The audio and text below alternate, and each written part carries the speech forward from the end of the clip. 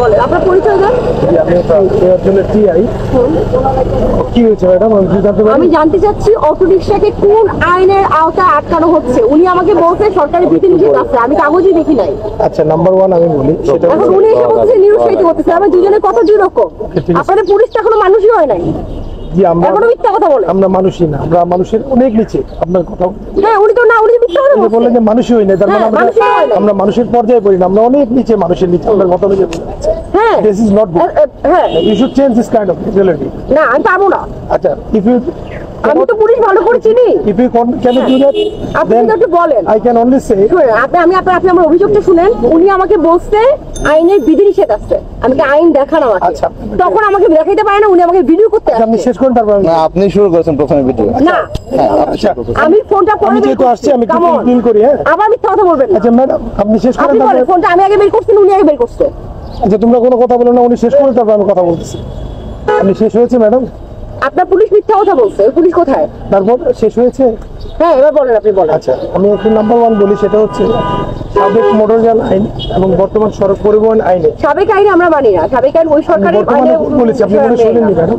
বলেছি সাবেক মোটরযান আইন এবং বর্তমান সড়ক পরিবহন আইন, এই আইনগুলিতে এই যে অযান্ত্রিক যানের মধ্যে মোটর লাগানো, এটা হচ্ছে অবৈধ। আচ্ছা, তো এই জিনিসগুলা সাধারণত আমরা তারপরও গরিব দুঃখীর কথা চিন্তা করে বলে থাকি গলির ভিতরে চলবে, তবে সাত মসজিদ রোডের এই অঞ্চলগুলিতে আমরা এগুলি চলতে দিব না। এটা আমাদের উপর থেকে নিষেধ এসেছে। আপনার কি নাম?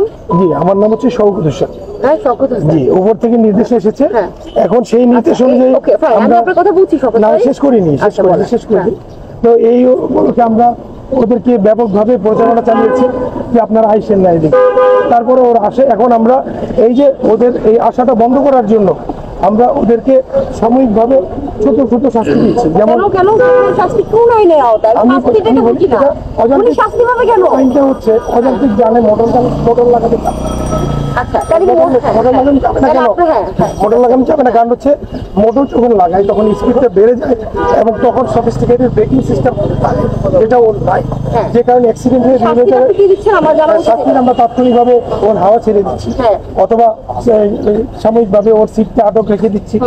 এইগুলো আপাতত শাস্তি দিচ্ছি। আচ্ছা, এটা কোন আইনের আওতায় শাস্তি দিচ্ছেন? আমাদের একটু বলেন, কোন আইনের আওতায় শাস্তি দিচ্ছেন? আমাদের আইনের অনুযায়ী এটা অবৈধ রিক্সা, এটা হিসাবে আটক রেখে ডাম্পিং এ নিয়ে নেওয়া উচিত। কিন্তু ডাম্পিং এ নিয়ে গেলে তাৎক্ষণিকভাবে ওদের অনেক সমস্যা। আমরা গরিব মানুষ, এই জন্য আমরা আইনের কঠোরতায় যাচ্ছি।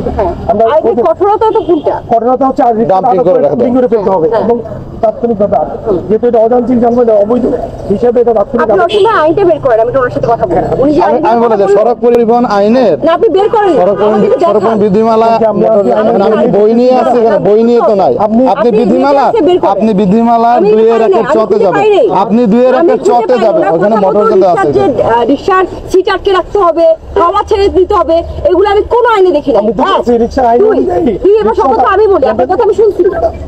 আপনারা যদি আসলে মানুষ হইতেন আর বিবেকবান হইতেন, তাহলে অভিযানটা গ্যারেজে চালাইতেন, এই রাস্তায় রিকশাওয়ালাদেরকে ধরে। আচ্ছা, ঠিক আছে, এই কথা ম্যাডাম, আমি ট্রাফিক পুলিশ হিসাবে কারো গ্যারেজে যে অভিযান চালানোর ইখতিয়ার আমার নাই। রাস্তায় করতে হবে, ওইটার জন্য আলাদা ওই ডিপার্টমেন্ট কি কাজ করতে বলে? করছে তো, ওনারা করছে। ওই ডিপার্টমেন্ট থেকে তারা কাজ করে যাবে। একজন রিকশা চালক আপনি খুব দেখাচ্ছেন পুরি খুশি বলে আপনারা গাওয়া ছেড়ে দিচ্ছেন, এগুলো কোনো কথা? আর আপনি যে ম্যাডাম, এগুলো কোনো কথা? মানুষই হইলো না, এটা কোনো কথা? হ্যাঁ, পুলিশ যে মানুষ হলো না, দেশে 90% মানুষ বিশ্বাস করবে। আওয়ামী লীগের দালাল ছাড়া 90% মানুষ বলে পুলিশ মানুষ না। এই সস্তা সেন্টিমেন্টটা বাদ দেন ম্যাডাম। সস্তা সেন্টিমেন্ট বলেন না, সস্তা সেন্টিমেন্ট বলেন না। বলে যাচ্ছে পুলিশ নাকি মানুষই হইলো না। আরে বাবা, আপনারা শুনছেন তো ম্যাডাম, ম্যাডাম কথা, আমি কথা বলবো, পুলিশ নাকি মানুষই হইলো না। আমি এখনই বললাম, আপনারা শুনে রাখেন, পুলিশ নাকি এখন মানুষই হইলো না। ঠিক আছে, আপনারা শুনে রাখেন, এই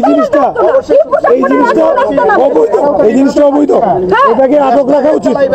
এটা হলো আটক রাখার কথা, এটা আটক না রেখে সেই জন্য আমরা সাময়িক শাস্তি যাচ্ছি। আর উনি বললো পুলিশ নাকি মানুষই না।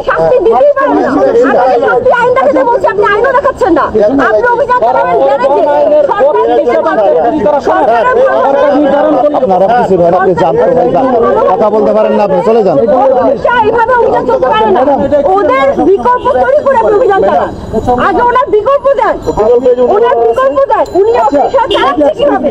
আপনার যদি অবৈধ হয় ওনার গাড়িতে কিভাবে? আমি একটা কথা বলি স্যার কি বলতে আমি একটা কথা বলি ওনার গাড়িতে ইঞ্জিনটা কিভাবে লাগলো? আমি একটা কথা বলি শুনুন ওনার গাড়িতে ইঞ্জিনটা কিভাবে লাগলো? শুনুন আমি একটা কথা বলি কিভাবে সিস্টেমকে ইয়ে করা যায় না? এইভাবে উনি কথা শুনবেন না না। অভিযানের জন্য সরকারের কাছ থেকে সুস্পষ্ট ঘোষণা আসতে হবে যে অটোরিকশা চলবে না, গলিতে চলবে আজকে, কালকে চলবে রাস্তায়, আজকে গলিতে চলবে না, কালকে রাস্তা চলবে না। এভাবে হয় না রে ভাই, এভাবে হয় না। এটা পরে এটা আলাদা আলাদা, এটা আলাদা আলাদা। আপনাকে মানুষ ভাববো কি না ভাববো সেটার জন্য আমাকে আলাদা ভাবে আপনার খুনের লিস্ট নিয়ে আপনার দুর্নীতির লিস্ট নিয়ে ভাবতে হবে। আপনি পুলিশের আগে মানুষ হ্যাঁ, না মানুষ করতে দিবেন তাই না আপনাদের কথাবার্তা কোনোভাবেই মানুষ হচ্ছে না। আচ্ছা ওনার রিক্সা ছেড়ে দাও ওনার সাথে কথা বলে লাভ নাই হ্যাঁ, উনি পুলিশকে কোনোভাবেই মানুষই মনে হচ্ছে করে না। উনি পুলিশকে মানুষই মনে করে না করি না। ওনার সাথে আর আমার কথা বলে লাভ নেই করি না, আচ্ছা, আপনি করি না, চলে যান। করি না। কেন উনি চলে যান? অভিযান আপনাকে একটা পরামর্শ দিলাম। এভাবে এভাবে রাস্তায় নেমে এভাবে রাস্তায় নেমে রিক্সা খাওয়া না ছেড়ে সিস্টেমেটিক কোনো অভিযান চালান। স্পষ্ট ঘোষণা দিতে বলো।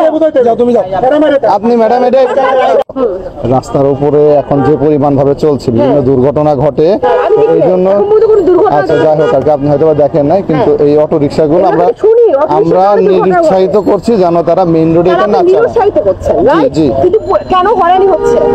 হয়রানি বলতে কি কেন এই এই রিক্সা চালকরা ভয় পায় যে পুলিশ এখানে হয়রানি করতেছে? না হয়রানি না আমরা উনি আমরা কোন আইনের তারা কথা যেন বললো? তারা যদি সরকারি মেইন রোডে উঠে তাহলে এটা বিভিন্ন যানজটের একদিন তৈরি উঠবে, করে একদিন উঠবে আমরা না। ওইটাই চেষ্টা করছি যেন ওনারা না ওঠে ওনাদেরকে বোঝানো হচ্ছে যে মেইন রোডে যদি উঠেন